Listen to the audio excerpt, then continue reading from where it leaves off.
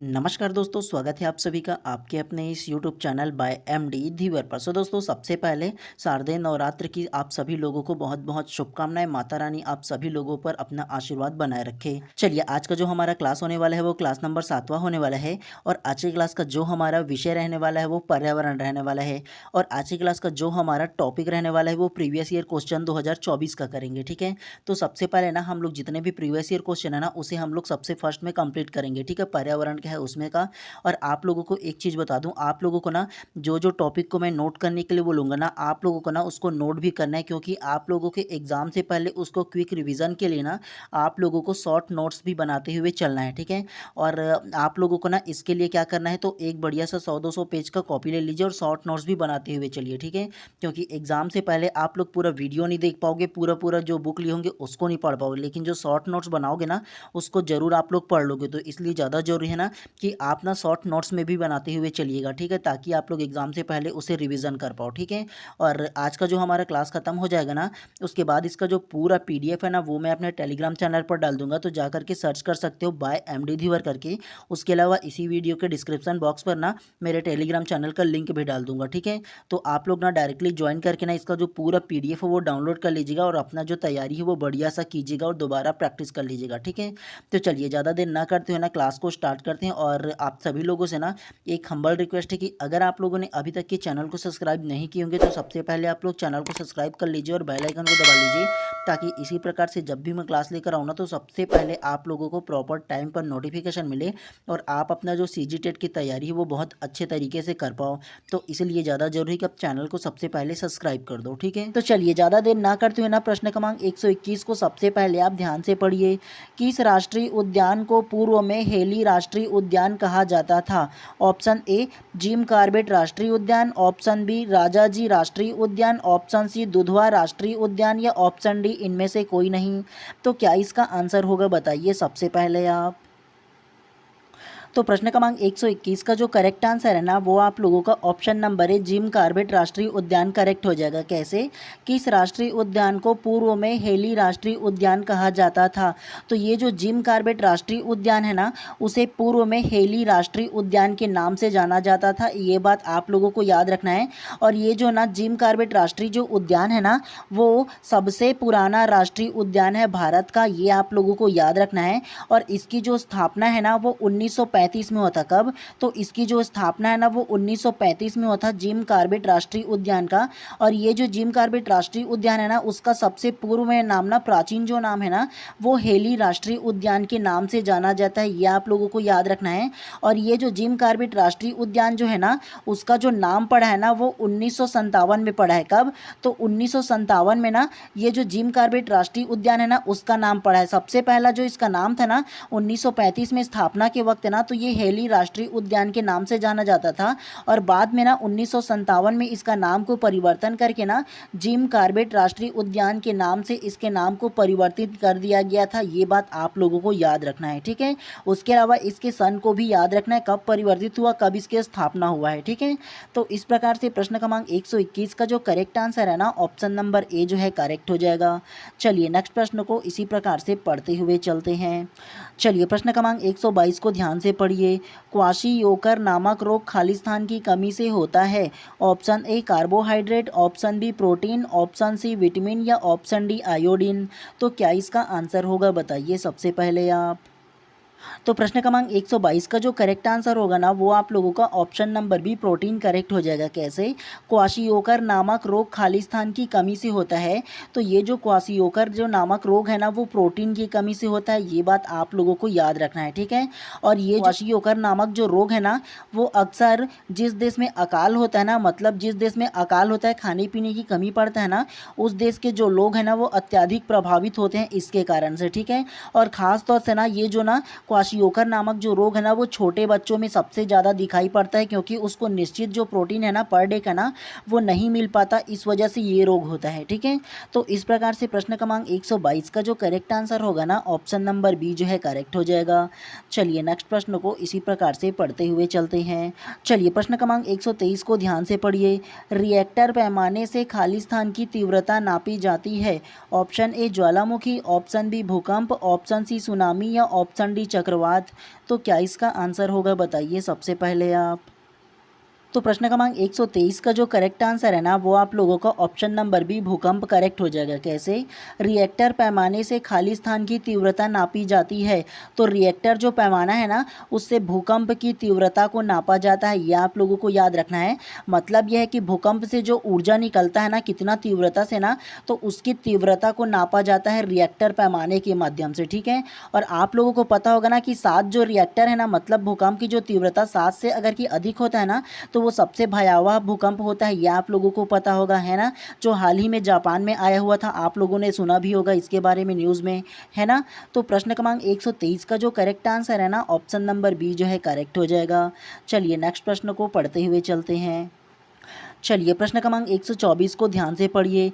वन्य प्राणी सप्ताह प्रतिवर्ष मनाया जाता है। ऑप्शन ए नवंबर के प्रथम सप्ताह में, ऑप्शन बी अगस्त के प्रथम सप्ताह में, ऑप्शन सी अक्टूबर के प्रथम सप्ताह में, या ऑप्शन डी जुलाई के प्रथम सप्ताह में। तो क्या इसका आंसर होगा बताइए सबसे पहले आप। तो प्रश्न क्रमांक 124 का जो करेक्ट आंसर है ना वो आप लोगों का ऑप्शन नंबर सी अक्टूबर के प्रथम सप्ताह करेक्ट हो जाएगा। कैसे? वन्य प्राणी सप्ताह प्रतिवर्ष मनाया जाता है। तो वन्य प्राणी जो सप्ताह है ना वो प्रतिवर्ष ना अक्टूबर के प्रथम सप्ताह, मतलब 1 अक्टूबर से लेकर के ना 8 अक्टूबर तक की ना ये जो वन्य प्राणी सप्ताह है ना वो मनाया जाता है, ये आप लोगों को याद रखना है। ठीक है, और ये जो वन्य प्राणी सप्ताह क्यों मनाया जाता है इसके बारे में आप लोगों को बताऊँ ना, तो भारत सरकार ने ना 1952 को, कब? तो 1952 को ना भारत सरकार ने ना वन्य जीवों की सुरक्षा के लिए, उसके संरक्षण के लिए ना प्रति वर्ष ना अक्टूबर माह के प्रथम सप्ताह में वन्य प्राणी जो सप्ताह है वो मनाने का निर्णय लिया था। ठीक है, और सबसे पहला जो वन्य प्राणी सप्ताह जो मनाया गया था ना वो 1957 को मनाया गया था। कब? तो 1957 को ना सबसे पहला वन्य प्राणी जो सप्ताह है वो मनाया गया था, लेकिन लागू किया गया था, कब लागू किया गया था? 1952 से लागू किया गया था इसे। ठीक है, और 57 में सबसे पहले इसे मनाया गया। ये दोनों को ना आप लोगों को याद रखना है। ठीक है, क्रमांक 124 का जो करेक्ट आंसर है ना ऑप्शन नंबर सी जो है करेक्ट हो जाएगा। चलिए नेक्स्ट प्रश्न को इसी प्रकार से ना पढ़ते हुए चलते हैं। चलिए प्रश्न क्रमांक 125 को ध्यान से पढ़िए। प्रकाश संश्लेषण की क्रिया में हरे पौधे द्वारा बाहर निकलने वाली गैस है। Option A carbon dioxide, option B nitrogen, option C oxygen, या ऑप्शन डी इनमें से कोई नहीं। तो क्या इसका आंसर होगा बताइए सबसे पहले आप। तो प्रश्न क्रमांक 125 का जो करेक्ट आंसर है ना वो आप लोगों का option number C oxygen correct हो जाएगा। कैसे?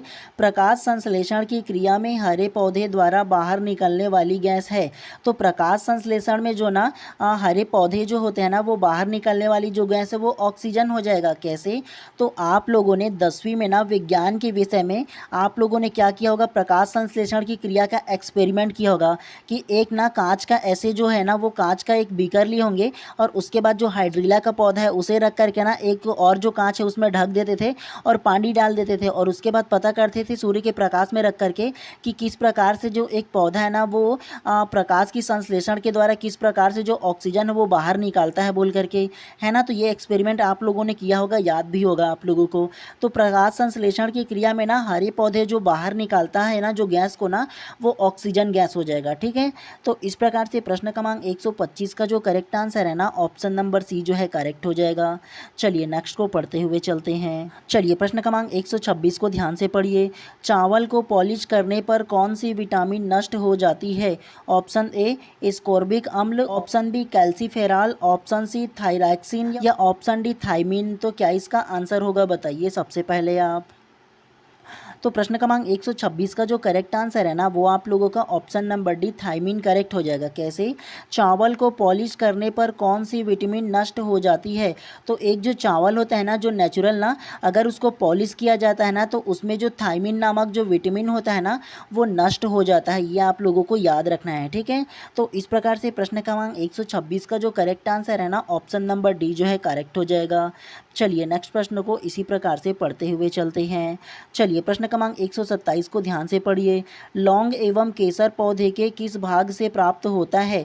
मतलब आप लोगों को बताना है कि लौंग एवं केसर जो है ना वो पौधे के किस भाग से प्राप्त होता है, आप लोगों को ये बताना है। ऑप्शन ए जड़, ऑप्शन बी तना, ऑप्शन सी फूल, या ऑप्शन डी फल।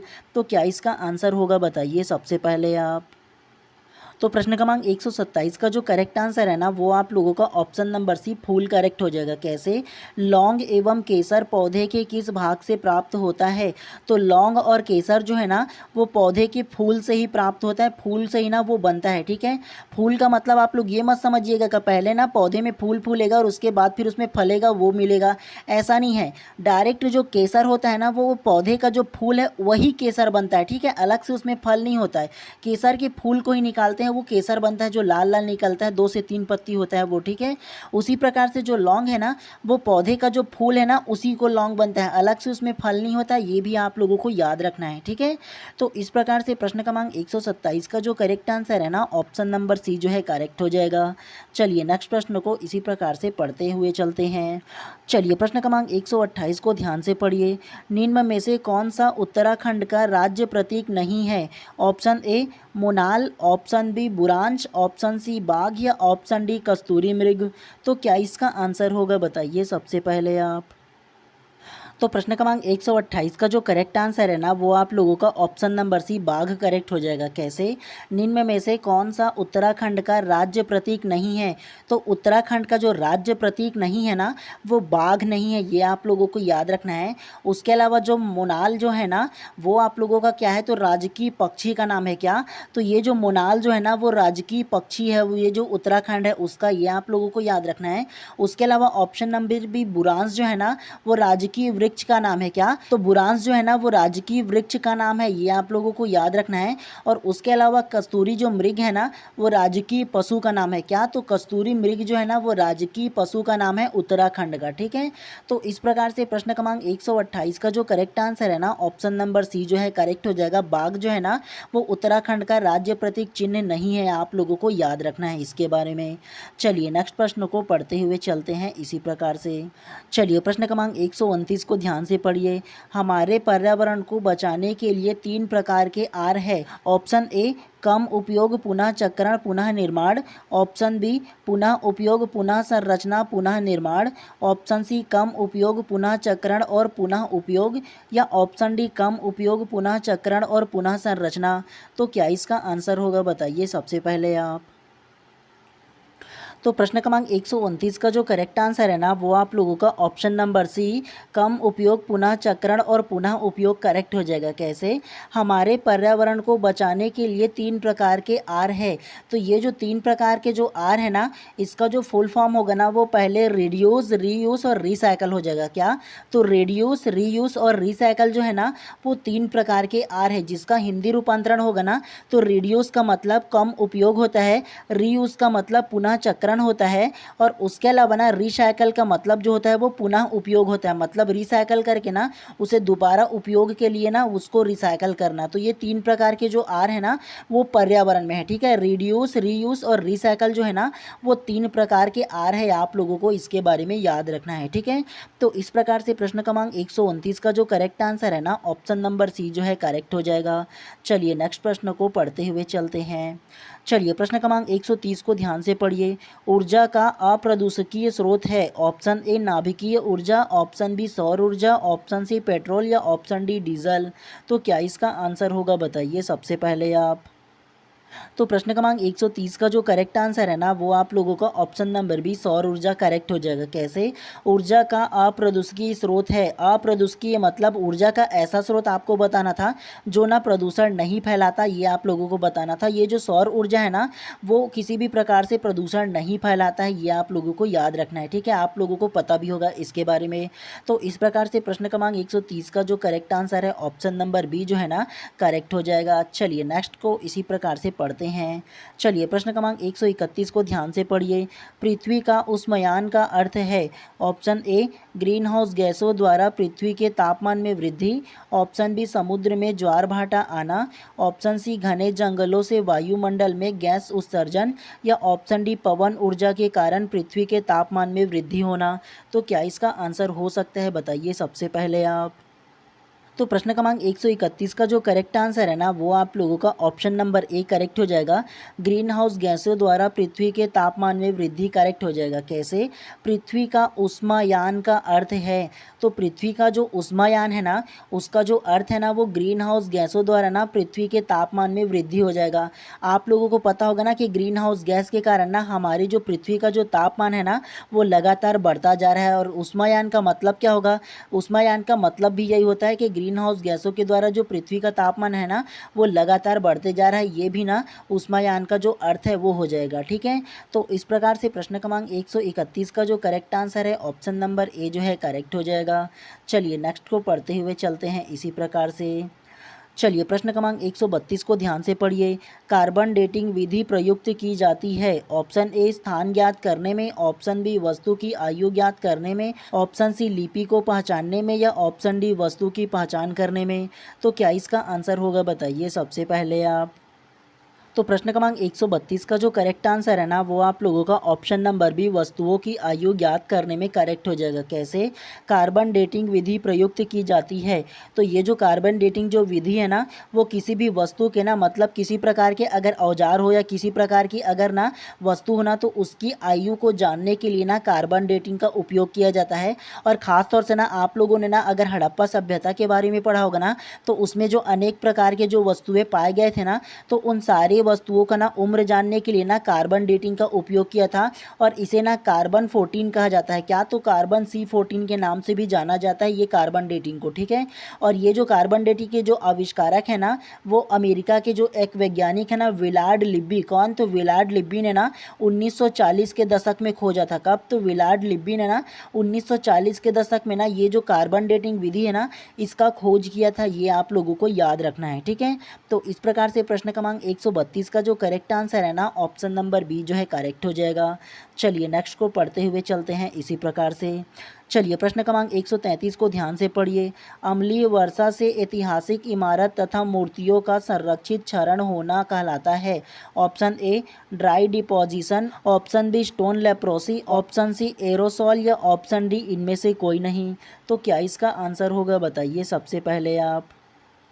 तो प्रश्न क्रमांक 133 का जो करेक्ट आंसर है ना वो आप लोगों का option number B stone leprosy correct हो जाएगा। कैसे? अम्लीय वर्षा से ऐतिहासिक इमारतें तथा मूर्तियों का संरक्षित क्षरण होना कहलाता है।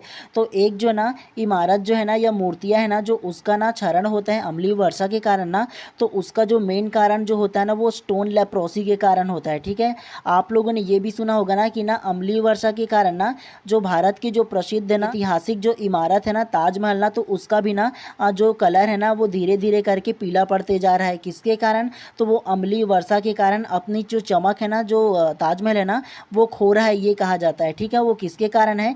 तो अम्लीय वर्षा, और इसे क्या कहते हैं? तो स्टोन लेप्रोसी कहा जाता है। ये आप लोगों को याद रखना है। ठीक है, तो इस प्रकार से प्रश्न क्रमांक 133 का जो करेक्ट आंसर है ना ऑप्शन नंबर बी जो है करेक्ट हो जाएगा। चलिए प्रश्न क्रमांक 134 को ध्यान से पढ़िए। स्पर्श गंगा अभियान का मुख्य उद्देश्य है। ऑप्शन ए स्वास्थ्य सुरक्षा, ऑप्शन बी गंगा की स्वच्छता, ऑप्शन सी नदियों को जोड़ना, या ऑप्शन डी मंदिरों का जीर्णोद्धार। तो क्या इसका आंसर होगा बताइए सबसे पहले आप। तो प्रश्न क्रमांक 134 का जो करेक्ट आंसर है ना वो आप लोगों का ऑप्शन नंबर बी गंगा की स्वच्छता करेक्ट हो जाएगा। कैसे? स्पर्श गंगा अभियान का मुख्य उद्देश्य है। तो स्पर्श गंगा जो अभियान है ना उसका जो मुख्य उद्देश्य था ना वो गंगा की स्वच्छता के लिए ना स्पर्श गंगा अभियान चलाया गया। ठीक है, और ये जो स्पर्श गंगा जो अभियान है ना वो उत्तराखंड के राज्य सरकार के द्वारा शुरू किया गया था। कब शुरू किया गया था? तो 2009 में शुरू किया गया था। कब? तो 2009 में ना उत्तराखंड सरकार द्वारा ना स्पर्श गंगा अभियान शुरू किया गया था। ये आप लोगों को याद रखना है। और ये जो स्पर्श गंगा जो था ना जो अभियान था ना उसका जो उद्देश्य था ना वो स्कूली छात्रों के साथ साथ ना देश की जनता की स्वच्छता को ना संरक्षण के प्रति जागरूक करने के लिए ना ये जो स्पर्श गंगा अभियान है वो चलाया गया था। ये बात भी आप लोगों को याद रखना है। ठीक है, तो इस प्रकार से प्रश्न क्रमांक 134 का जो करेक्ट आंसर है ना ऑप्शन नंबर बी जो है करेक्ट हो जाएगा। चलिए नेक्स्ट को पढ़ते हुए चलते हैं इसी प्रकार से। चलिए प्रश्न क्रमांक 135 को ध्यान से पढ़िए। मीना-माटा रोग प्रदूषण जनित रोग है जो परिणाम है ऑप्शन ए समुद्र के बिखरे तेल का, ऑप्शन बी वायुमंडल में आर्सेनिक जमा होने का, ऑप्शन सी औद्योगिक पारा अवशिष्ट को पानी में छोड़ने का, या ऑप्शन डी मनुष्य के कार्बनिक अपशिष्ट को पीने के पानी में छोड़ने का। तो क्या इसका आंसर होगा बताइए सबसे पहले आप। तो प्रश्न क्रमांक 135 का जो करेक्ट आंसर है ना वो आप लोगों का ऑप्शन नंबर सी करेक्ट हो जाएगा। औद्योगिक पारा अवशिष्ट को पानी में छोड़ने का करेक्ट हो जाएगा। कैसे? मीना-माटा रोग प्रदूषण जनित रोग है जो परिणाम है। तो ये जो मीना-माटा जो रोग है ना वो औद्योगिक जो पारा है ना, मतलब जो औद्योगिक अपशिष्ट वगैरह है ना, वो सारा चीज़ को पानी में छोड़ने से ना ये जो मीना-माटा जो रोग है ना वो होता है। ठीक है, और ये ना प्रदूषण जनित रोग है, ये भी आप लोगों को याद रखना है। ठीक है, और ये जो मीना-माटा जो रोग है ना इसके बारे में आप लोगों को थोड़ा सा बताओ ना। तो सबसे पहला इसका जो खोज है ना वो 1950 में जापान में हुआ था। कब? तो 1950 में ना जापान में सबसे पहला ये जो रोग है ना उसका खोज किया गया था। ये भी आप लोगों को याद रखना है, और ये प्रदूषण से होता है ये जो रोग है वो, ये भी आप लोगों को याद रखना है। ठीक है, तो इस प्रकार से प्रश्न क्रमांक 135 का जो करेक्ट आंसर है ना ऑप्शन नंबर सी जो है करेक्ट हो जाएगा। चलिए नेक्स्ट प्रश्न को इसी प्रकार से पढ़ते हुए चलते हैं। चलिए प्रश्न क्रमांक 136 को ध्यान से पढ़िए। अंतर्राष्ट्रीय स्तर पर वन्य जीव का सुरक्षा हेतु संस्था है। Option A IUCN, option B UNICFE, option C IUPAC, या ऑप्शन डी WHO। तो क्या इसका आंसर होगा बताइए सबसे पहले आप। तो प्रश्न क्रमांक 136 का जो करेक्ट आंसर है ना वो आप लोगों का option number A IUCN correct हो जाएगा। कैसे? अंतर्राष्ट्रीय स्तर पर वन्य जीवों की सुरक्षा हेतु संस्था है। तो अंतर्राष्ट्रीय स्तर पर जो वन्य जीवों की सुरक्षा है ना तो उसके लिए जो संस्था है वो IUCN जो संस्था है वो आप लोगों का करेक्ट हो जाएगा। ठीक है, और ये जो IUCN संस्था क्या है इसके बारे में बताओ ना। तो IUCN को जो संस्था है उसका फुल नेम जो है ना वो international union for convention of nature है। क्या?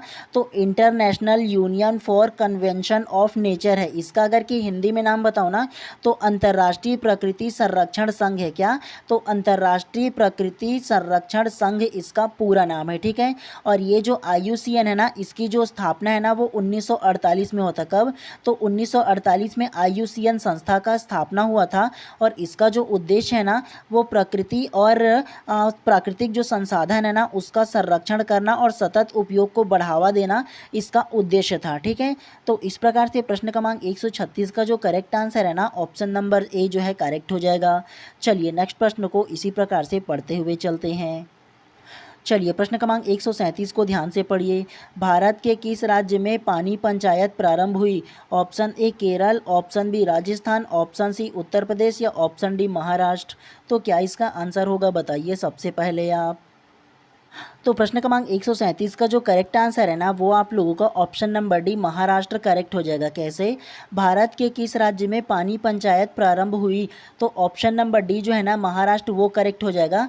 महाराष्ट्र में ना पानी पंचायत जो था ना उसका प्रारंभ किए गए थे, ये आप लोगों को याद रखना है। और ये जो ना पानी पंचायत क्या है इसके बारे में आप लोगों को बताऊँ ना, तो ये जो पानी पंचायत है ना वो एक ना जल आंदोलन है जिसकी जो शुरुआत है ना वो विलासराव सालुके ने किया था। कौन किया था? तो महाराष्ट्र में ना विलासराव सालुके जो है ना वो पानी पंचायत का शुरुआत किया था, ये आप लोगों को याद रखना है। ठीक है, और ये जो पानी पंचायत है उसका उद्देश्य के बारे में बताऊँ ना तो इसका जो उद्देश्य था ना वो सूखे प्रभावित जो किसान थे ना उसको प्रेरित करना, मतलब जल के संरक्षण और कुशल उपयोग को बढ़ावा देने के लिए ना ये जो पानी पंचायत है उसको ना उसका ना शुरुआत किया गया था, ये आप लोगों को याद रखना है इतनी सी बात। ठीक है, तो इस प्रकार से प्रश्न क्रमांक 137 का जो करेक्ट आंसर है ऑप्शन नंबर डी महाराष्ट्र जो है ना वो करेक्ट हो जाएगा। चलिए नेक्स्ट प्रश्न को पढ़ते हुए चलते हैं।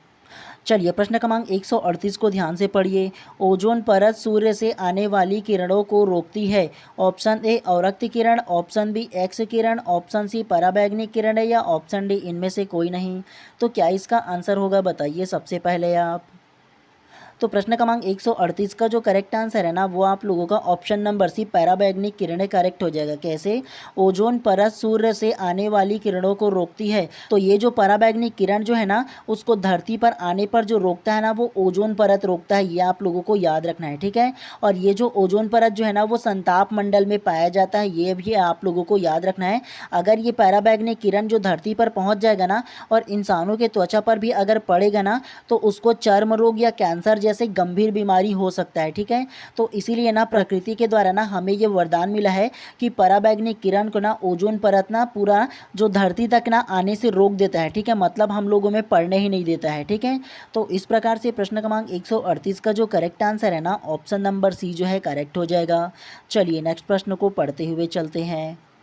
चलिए प्रश्न क्रमांक 139 को ध्यान से पढ़िए। संरक्षण या विनाश पुस्तक के लेखक है option A Sarla Behn, option B Vandana Shiva, option C Jim Corbett या ऑप्शन डी रस्किन बॉन्ड। तो क्या इसका आंसर होगा बताइए सबसे पहले आप। तो प्रश्न क्रमांक 139 का जो करेक्ट आंसर है ना वो आप लोगों का ऑप्शन नंबर ए सरला बहन करेक्ट हो जाएगा। कैसे? संरक्षण या विनाश पुस्तक के लेखक हैं, तो संरक्षण या विनाश पुस्तक के जो लेखक है ना वो सरला बहन है, ये आप लोगों को याद रखना है। ठीक है, और ये जो सरला बहन है ना वो ना प्रकृति में ना प्रकृति के संरक्षण करने के लिए और विनाश से बचाने के लिए ना ये जो पुस्तक है ना संरक्षण एवं विनाश जो है ना वो सरला बहन ने लिखा था, ये आप लोगों को याद रखना है। यह जो पुस्तक है ना वो पर्यावरण से संबंधित एक महत्वपूर्ण कीर्ति है। ठीक है, जिसके नाम से ना ये जाना जाता है। ठीक है, तो प्रश्न क्रमांक 139 का जो करेक्ट आंसर है ना वो आप लोगों का ऑप्शन नंबर ए जो है करेक्ट हो जाएगा। चलिए नेक्स्ट को पढ़ते हुए चलते हैं। चलिए प्रश्न क्रमांक 140 को ध्यान से पढ़िए।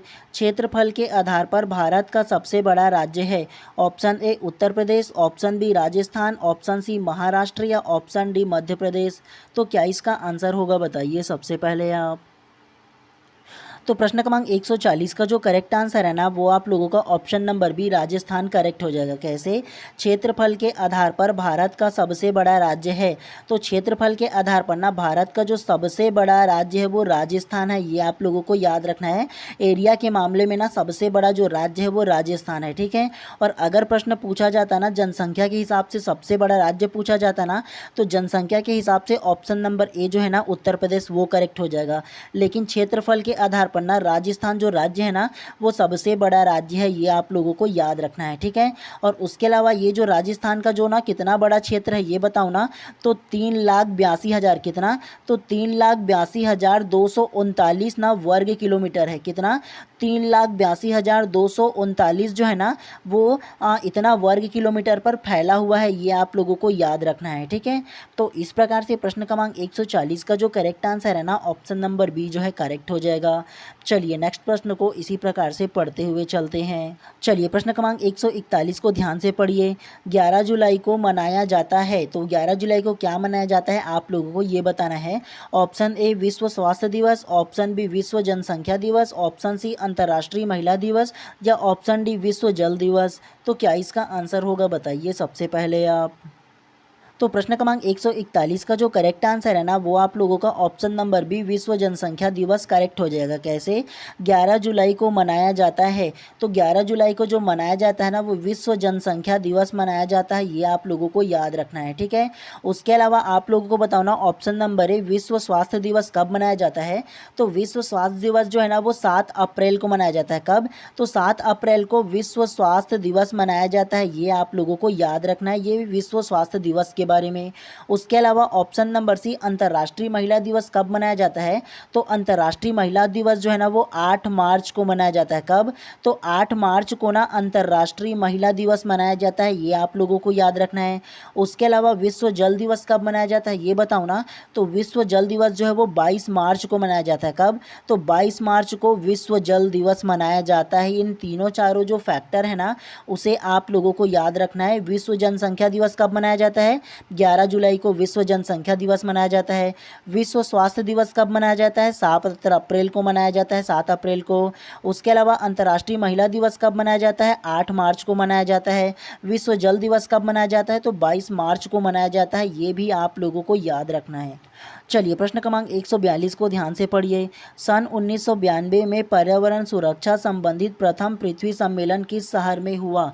Option A Copenhagen, option B Rio de Janeiro, option C Washington या ऑप्शन डी स्टॉकहोम। तो क्या इसका आंसर होगा बताइए सबसे पहले आप।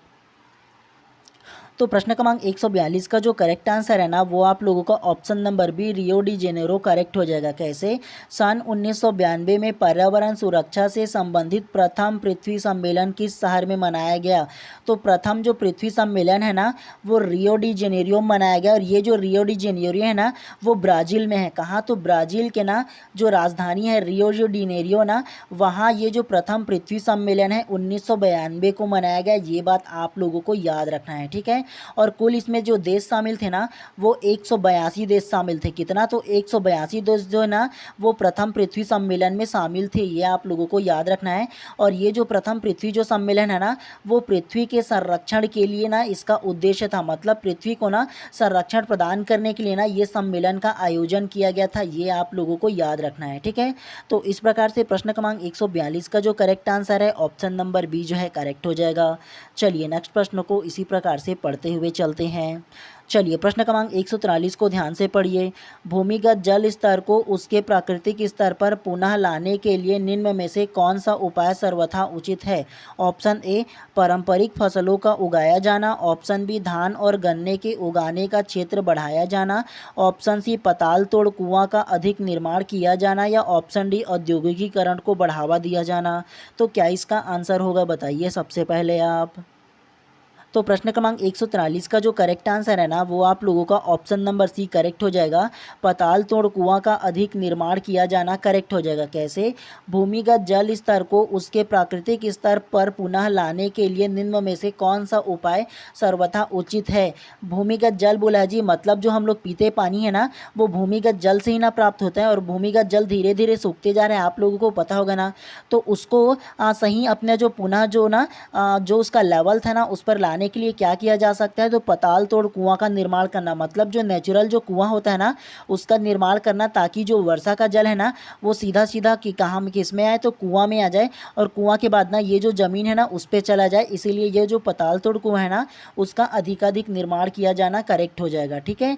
और आप लोगों को पता होगा ना आज के इस युग में सबसे ज़्यादा ना कंक्रीटीकरण हो रहा है, मतलब कंक्रीट से पूरा लेयर को ढक दिया जा रहा है, मतलब जो ज़मीन है उसको ढक दिया जा रहा है, जिसके कारण वर्षा का जो जल है ना वो ज़मीन के अंदर नहीं पहुंच पाता। इसलिए पताल तोड़ कुआं का ना निर्माण किया जाना सबसे ज़्यादा आवश्यक हो गया है, ठीक है। चलिए नेक्स्ट प्रश्न को इसी प्रकार से पढ़ते हुए चलते हैं। चलिए प्रश्न क्रमांक 144 को ध्यान से पढ़िए।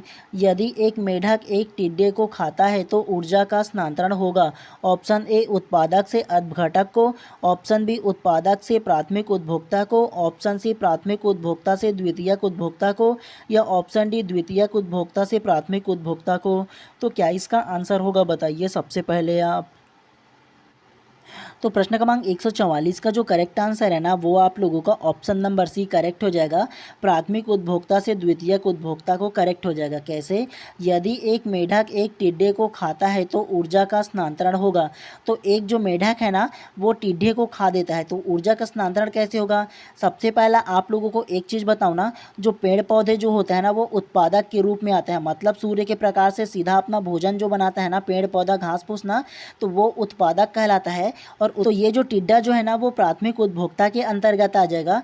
प्राथमिक उपभोक्ता के अंतर्गत इसलिए आएगा क्योंकि ये जो है ना वो पेड़ पौधे की पत्तों को खाकर अपना जो ना भोजन है ना वो पूर्ण करता है, मतलब जो ऊर्जा है वो प्राप्त करता है ना। तो ये जो है वो शाकाहारी है ना, जिसके वजह से ना ये क्या होता है प्राथमिक उपभोक्ता के अंतर्गत आ जाएगा। और ये जो मेढक है ना इसे खा देता है, तो मेढक जो है वो द्वितीयक जो उपभोक्ता है ना उसके अंतर्गत आ जाएगा। कैसे? तो पेड़ पौधे को कौन खाता है? टिड्डा खाता है। टिड्डा को कौन खाएगा? मेढक खाएगा। तो ये उत्पादक हो जाएगा, टिड्डा जो है प्राथमिक उपभोक्ता हो जाएगा और मेढक जो है वो द्वितीयक क्या होगा? द्वितीयक उपभोक्ता हो जाएगा, ठीक है। इस प्रकार से प्रश्न क्रमांक 144 का जो करेक्ट आंसर है ना ऑप्शन नंबर सी जो है करेक्ट हो जाएगा। चलिए नेक्स्ट प्रश्न को इसी प्रकार से पढ़ते हुए चलते हैं। चलिए प्रश्न क्रमांक 145 को ध्यान से पढ़िए।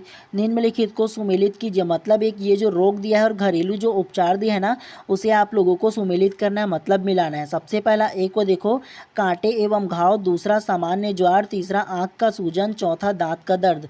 पहला तेज धनिया के बीज से। दूसरा हल्दी के चूर्ण से। तीसरा मेथी के बीज की चाय या चौथा हींग का चूर्ण। Option A, option B, option C या ऑप्शन डी। तो क्या इसका आंसर होगा बताइए सबसे पहले आप। तो प्रश्न क्रमांक 145 का जो करेक्ट आंसर है ना, वो आप लोगों का ऑप्शन नंबर डी करेक्ट हो जाएगा। कैसे? तो सबसे पहले आप लोगों को मिलाना था रोग और घरेलू उपचार को। तो सबसे फर्स्ट ए को देखो, कटे एवं घाव। तो छोटा मोटा जो हम लोगों में कट जाता है तो उसमें हम लोग क्या करते हैं, घरेलू उपचार में हम लोग क्या करते हैं, सबसे पहले हल्दी के चूर्ण को लगा देते हैं ना। जी हाँ, जो अचानक हम लोगों में थोड़ा बहुत कट जाता है या लग देता है तो वो हल्दी का चूर्ण जो है वो पहला में आ जाएगा। दूसरा सामान्य ज्वार के लिए ना हम लोग क्या करते हैं, मेथी के बीज का चाय बना करके पीते हैं, ठीक है। उसके अलावा तीसरा आँख का जो सूजन है ना, तो आँख के सूजन के लिए क्या करते हैं, धनिया के जो बीज है ना उसका उपयोग करते हैं। चौथा जो दांत का दर्द है ना, उसके लिए हींग के चूर्ण का उपयोग करते हैं, ठीक है। तो इस प्रकार से प्रश्न क्रमांक 145 का जो करेक्ट आंसर है ना, ऑप्शन नंबर डी जो है करेक्ट हो जाएगा। चलिए नेक्स्ट को पढ़ते हुए चलते हैं। चलिए प्रश्न क्रमांक 146 को ध्यान से पढ़िए। निम्न में से पृथ्वी पर कौन सा पारिस्थितिक तंत्र सबसे बड़ा है? ऑप्शन ए रेगिस्तान। ऑप्शन बी समुद्र। ऑप्शन सी वन या ऑप्शन डी कृषि भूमि। तो क्या इसका आंसर होगा बताइए सबसे पहले आप। तो प्रश्न क्रमांक 146 का जो करेक्ट आंसर है ना, वो आप लोगों का ऑप्शन नंबर बी समुद्र करेक्ट हो जाएगा। कैसे? निम्न में से पृथ्वी पर कौन सा पारिस्थितिक तंत्र सबसे बड़ा है? तो सबसे बड़ा जो पारिस्थितिक तंत्र है ना, वो समुद्र हो जाएगा जी। कैसे?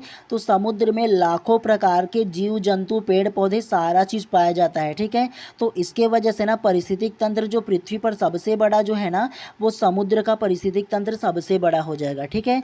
तो इस प्रकार से प्रश्न क्रमांक 146 का जो करेक्ट आंसर है, ऑप्शन नंबर बी जो रहेगा ना, वो करेक्ट हो जाएगा आप लोगों का। चलिए प्रश्न क्रमांक 147 को पढ़िए। पर्यावरण एवं वन्य मंत्रालय भारत सरकार द्वारा पर्यावरण के क्षेत्र में दिया जाने वाला पुरस्कार है। ऑप्शन ए पर्यावरण मित्र। ऑप्शन बी पर्यावरण श्री। ऑप्शन सी तरु मित्र या ऑप्शन डी वृक्ष मित्र। तो क्या इसका आंसर होगा बताइए सबसे पहले आप। तो प्रश्न क्रमांक 147 का जो करेक्ट आंसर है ना, वो आप लोगों का ऑप्शन नंबर डी वृक्ष मित्र करेक्ट हो जाएगा। कैसे? पर्यावरण एवं वन्य मंत्रालय भारत सरकार द्वारा पर्यावरण क्षेत्र में दिया जाने वाला पुरस्कार है। तो पर्यावरण मंत्रालय और वन्य जो मंत्रालय है ना, और भारत सरकार है ना, जो वृक्ष मित्र जो है ना, उसका पुरस्कार दिया जाता है। ये आप लोगों को याद रखना है, ठीक है। और ये जो पुरस्कार है ना, वो जिन्होंने ना वानिकीकरण एवं बंजर भूमि के विकास के क्षेत्र में ना जो अग्रणी कार्य किया जाता है ना, तो वो उस जो व्यक्ति ना उनको दिया जाता है वृक्ष मित्र का जो पुरस्कार है वो, ठीक है। और ये जो पुरस्कार है ना, वो भारत सरकार के ना वन्य जो मंत्रालय है ना और पर्यावरण मंत्रालय है ना, उसके द्वारा दिया जाता है। ये भी आप लोगों को याद रखना है, ठीक है। तो इस प्रकार से प्रश्न क्रमांक 147 का जो करेक्ट आंसर है ना, ऑप्शन नंबर डी वृक्ष मित्र जो है करेक्ट हो जाएगा। चलिए नेक्स्ट। चलिए प्रश्न क्रमांक 148 को ध्यान से पढ़िए। निम्न में से कौन सा युग्म सुमेलित नहीं है? Option A jatropha biodiesel. Option B रिगॉल इमारती लकड़ी। ऑप्शन सी बाज चारा या ऑप्शन डी चीड़ लिसा। तो क्या इसका आंसर होगा बताइए सबसे पहले आप। तो प्रश्न क्रमांक 148 का जो करेक्ट आंसर है ना, वो आप लोगों का ऑप्शन नंबर बी रिंगौल इमारती लकड़ी करेक्ट हो जाएगा। कैसे? निम्न में से कौन सा युग्म सुमेलित नहीं है? तो ये जो ऑप्शन नंबर बी रिंगौल जो है ना, वो इमारती लकड़ी नहीं है। ये आप लोगों को याद रखना है, ठीक है। और ये जो रिंगौल क्या है, ये आप लोगों को बताओ ना, तो रिंगौल जो है ना, वो बाँस की एक प्रजाति है। मतलब जो बाँस का जो झाड़ी होता है ना, उसकी एक प्रजाति है। और ये जो बाँस है ना, वो इमारती लकड़ी नहीं है। ये आप लोगों को याद रखना है, ठीक है। हम लोग छत्तीसगढ़ी में बोलते हैं ना, जिसको मियार है ना, जो मेन सेंटर में जो लगता है, अगर छांदी वगैरह आप लोगों का होगा, जो छत होगा उसमें लगा होगा, तो है ना, उसे हम लोग क्या कहेंगे, इमारती लकड़ी कहेंगे, ठीक है। और रिंगौल जो है ना, वो एक ना बांस की प्रजाति है। ये आप लोगों को याद रखना है, ठीक है। तो ये जो ऑप्शन नंबर बी जो है ना, वो ना इसमें सुमेलित नहीं है। ये जो गलत हो जाएगा, ठीक है। तो इस प्रकार से प्रश्न क्रमांक 148 का आंसर क्या होगा, ऑप्शन नंबर बी जो है करेक्ट हो जाएगा। चलिए नेक्स्ट को पढ़ते हैं इसी प्रकार से। चलिए प्रश्न क्रमांक 149 को ध्यान से पढ़िए। निम्न में से प्रक्रियाओं का कौन सा युग्म पौधे को जंतुओं से अलग करता है? ऑप्शन ए श्वसन तथा प्रजनन, ऑप्शन बी माइक्रोकॉन्ड्रिया तथा सेंट्रोसोम, ऑप्शन सी क्लोरोफिल तथा राजधानी, या ऑप्शन डी केंद्रिका तथा कोशिका कला। तो क्या इसका आंसर होगा बताइए सबसे पहले आप। तो प्रश्न क्रमांक 149 का जो करेक्ट आंसर होगा ना वो आप लोगों का ऑप्शन नंबर सी क्लोरोफिल तथा राजधानी करेक्ट हो जाएगा। कैसे? निम्न में से प्रक्रियाओं का कौन सा युग्म पौधे को जंतुओं से अलग करता है? तो पौधे को जो जंतुओं से अलग करता है ना वो ऑप्शन नंबर सी क्लोरोफिल तथा राजधानी जो है ना वो करेक्ट हो जाएगा। आप लोगों को पता होगा ना कि क्लोरोफिल जो है ना वो एक पेड़ पौधे में पाया जाता है, और उसके अलावा ना ये जो राजधानी है ना वो जंतुओं में पाया जाता है। ये आप लोगों को याद रखना। और राजधानी क्या है ये आप लोगों को बताओ ना। तो ये जो राजधानी है ना वो एक प्रकार की झिल्ली से घिरी हुई कोशिकांग है। ठीक है, तो इस प्रकार से प्रश्न क्रमांक जो 149 का जो करेक्ट आंसर है ना ऑप्शन नंबर सी जो है करेक्ट हो जाएगा। चलिए नेक्स्ट प्रश्न को इसी प्रकार से पढ़ते हुए चलते हैं, और आज के ना अंतिम प्रश्न को ना ध्यान से पढ़िएगा। चलिए प्रश्न क्रमांक 150 को सबसे पहले आप ध्यान से पढ़िए। भोपाल गैस त्रासदी खालिस्तान गैस के कारण हुई। Option A ammonia, option B methane, option C methyl cyanate, या ऑप्शन डी मिथाइल आइसोसाइनेट। तो क्या इसका आंसर होगा बताइए सबसे पहले आप। तो प्रश्न क्रमांक 150 का जो करेक्ट आंसर है ना वो आप लोगों का option number D methyl isocyanate correct हो जाएगा। कैसे? भोपाल गैस त्रासदी खालिस्तान गैस के कारण हुआ था। तो जो भोपाल गैस त्रासदी है ना वो मिथाइल आइसोसाइनेट जो है ना उसके रिसाव के कारण हुआ था। ये आप लोगों को याद रखना है। ठीक है, और भोपाल गैस जो त्रासदी है ना वो 2 दिसंबर और 3 दिसंबर 1984 को हुआ था। कब? किसी किसी बुक में 2 दिसंबर लिखा है और किसी बुक में ना 3 दिसंबर 1984 को हुआ था। ये आप लोगों को याद रखना है। ठीक है, भोपाल जो गैस है ना उसमें मिथाइल आइसोसाइनाइड जो जहरीला गैस है ना उसके रिसाव के कारण ना कई हजारों लोग मारे गए थे। ठीक है, तो इस प्रकार से प्रश्न क्रमांक 150 का जो करेक्ट आंसर है ना ऑप्शन नंबर डी जो है करेक्ट हो जाएगा।